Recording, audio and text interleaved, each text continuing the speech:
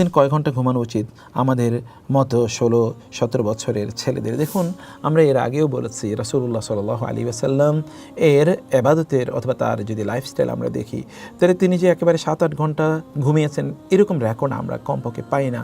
কারণ তিনি রাতের একটা বড় অংশ জুড়ে তিনি ইবাদত করতে আল্লাহ তাআলা তাকে নির্দেশ প্রদান করেছেন রাতের অর্ধেক অথবা কমপক্ষে 3 ভাগের 1 ভাগ তাকে ইবাদত করতে। কুমিল লাইলি ইল্লা কলিলান নিসফু আও ইনকুস মিনহু আও জিদ আলাইহি, এই যে আল্লাহ তাআলা তাকে বলেছেন তার জন্য ওমিনাল লাইলি ফাতাহাজ্জাদ বিহি নাফিলাতাল লাক।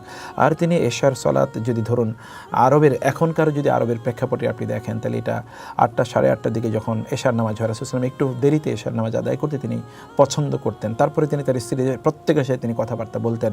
এরপরে যে ঘরে তার থাকার কথা সে ঘরে তিনি যেতেন। এখানে ধরুন হয়তো আধা ঘন্টা সময় বা 1 ঘন্টা সময়ের ব্যাপার। তাইলে যদি সাধারণত তিনি ধরি এটা 9টা অথবা 9:30 বা যদি এরকম একটা সময় বলি, তারপরে যদি ধরুন আপনি 3টা পর্যন্ত ঘুমান, তাহলে আপনি এখানে 4 ঘন্টা বা 5 ঘন্টার সময় আপনি পাবেন না, এর চেয়ে বেশি আপনি পাবেন না। দিনের বেলা তিনি একটু কাইলুলা করতেন। কাইলুলা ডাজন্ট মিন যেতে এখানে তিনি একটা লম্বা সময় তিনি ঘুমিয়েছেন। তো ফলে তিনি দুটো সময় বিশ্রাম নিতেন। একটা সময় হচ্ছে তিনি রাতে এবং আর্লি, আর দিনে তিনি একটু দুপুরের পর তিনি একটু কাইলুলা করতেন।